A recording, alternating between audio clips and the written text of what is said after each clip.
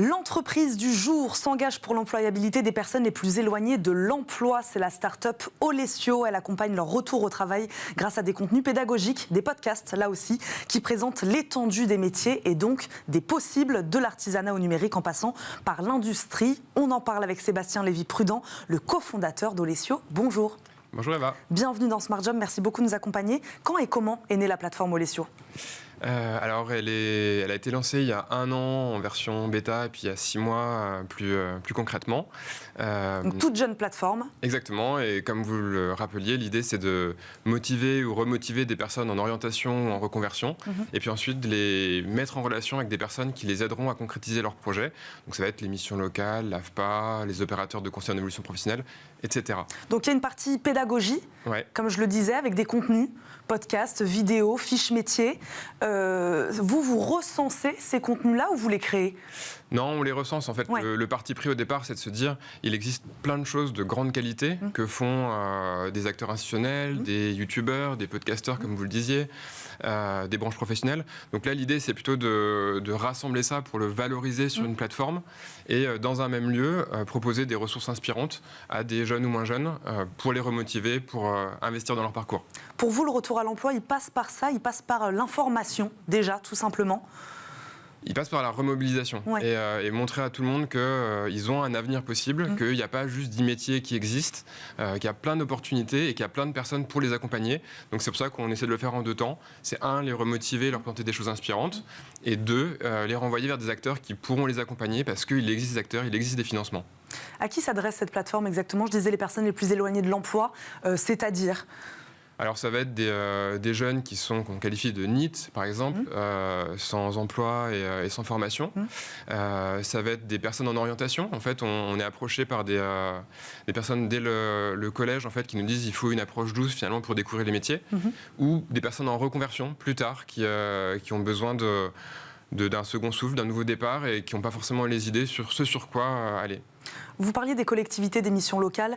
Globalement, donc, les institutions, les organisations avec lesquelles vous travaillez sont publiques. Les acteurs privés ne seraient pas intéressés aussi par une formule comme la vôtre ? Si, tout à fait. Tout à fait. On travaille avec le public et le privé.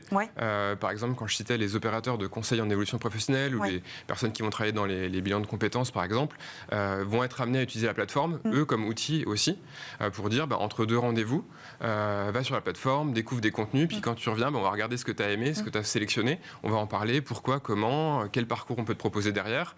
Et ça va aussi bien sur des acteurs publics que privés. Est-ce qu'il y a des secteurs sur lesquels vous fournissez peut-être davantage d'informations, des secteurs en tension, on en parle beaucoup en ce moment, on pourrait en citer plein, le bâtiment, l'hôtellerie-restauration, le numérique aussi. Voilà, est-ce qu'il y a des secteurs sur lesquels vous vous concentrez particulièrement, puisque vous savez que derrière, il y a des débouchés ? Oui, donc on est sensible à la question des métiers en tension. Là, on essaie de proposer des contenus sur l'ensemble des secteurs. Néanmoins, on commence à faire des focus. Donc là, on était lauréat d'un appel à projet de la Grande École du numérique et on va lancer là, en septembre avec eux, un espace dédié sur le numérique. Donc découvrir le numérique, découvrir les métiers du numérique et pareil, après renvoyer vers des acteurs qui peuvent vous accompagner pour aller vers ces métiers parce qu'on voit qu'ils permettent de former des décrocheurs, des personnes qui sont en seconde partie de carrière, etc. Qu'est-ce qui vous différencie aujourd'hui de tous ces plateformes qui recensent elles aussi des métiers et l'étendue des métiers existants ? Alors souvent en fait quand on regarde en effet les autres acteurs, on dit qu'on se positionne un tout petit peu en amont, c'est-à-dire que on a des personnes qui savent vraiment pas forcément ce qu'elles veulent faire et l'idée je pense c'est de leur montrer par exemple une vidéo sur le hacking et derrière de leur dire tiens t'as aimé ça, peut-être que les métiers de la cybersécurité ça peut t'intéresser, les formations aussi et pour aller plus loin justement va voir d'autres acteurs qui vont être spécialisés, qui vont pouvoir t'accompagner mais finalement cette première brique de découverte, de remobilisation, de motivation, on essaie de jouer cette zone tampon. En interne aussi, vous vous engagez sur la formation et l'éducation en embauchant notamment des alternants. C'est ce que je disais. Tout à fait. Donc, on essaie, alors, notamment dans le cadre en effet des entreprises s'engagent de travailler avec les jeunes sur plusieurs aspects. On recrute des alternants, des stagiaires, des gens en césure également, qui viennent d'ailleurs pas forcément de l'Île-de-France, mais on essaie de favoriser finalement par le télétravail et autres leur intégration. On travaille aussi pour les jeunes sur l'initiative Immersion Facilité, que nous, on a trouvé vraiment géniale, parce que finalement, ça nous permet aussi de toucher des publics qui, peut-être par autocensure ou par méconnaissance, se rapprochent pas de nous. Et là, ils sont mis en contact directement avec nous, ils viennent découvrir les métiers pendant un jour, plusieurs jours. Et ça motive autant ces jeunes-là que l'équipe en interne qui a à cœur de présenter ce qu'ils font et d'aider quelqu'un qu'ils n'auraient pas pu aider sinon. Pourquoi c'est important pour vous cette cohérence ? Je le disais, je faisais un peu le lien tout à l'heure entre votre activité justement et puis aussi votre engagement en interne. C'est important d'être cohérent aussi. Oui, alors je pense que c'est important dans la vie, de manière générale, d'être aligné et puis en effet d'essayer d'avoir une continuité entre ce que propose la plateforme et ce qu'on essaie de faire.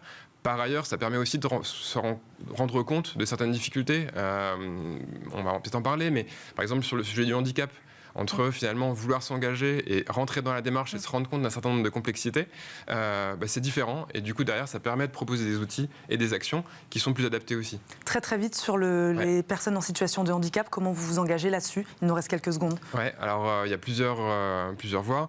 On a déménagé pour avoir des locaux accessibles et on participe à des salons type Duo Day. On sensibilise avec des outils type activateur de progrès les internes. Et puis on informe sur la plateforme en développant l'accessibilité. Et puis en travaillant avec le monde de l'éducation. Et notamment avec un groupement d'écoles qui s'appelle le CEREN, sur les jeunes qui ont des troubles 10. Et donc, on essaie de faire la passerelle entre l'éducation et le monde de l'emploi. Merci beaucoup Sébastien Lévy-Prudent d'avoir répondu à nos questions aujourd'hui. Je le rappelle, vous êtes le cofondateur d'Olesio. Merci beaucoup d'être venu nous parler de cette plateforme et de vos engagements aujourd'hui. Merci beaucoup. On marque une courte pause et on se retrouve tout de suite dans le Cercle RH. On fera le point, je le disais, avec nos invités sur l'accompagnement des aidants en France, ces personnes qui accompagnent un proche en perte d'autonomie. À tout de suite.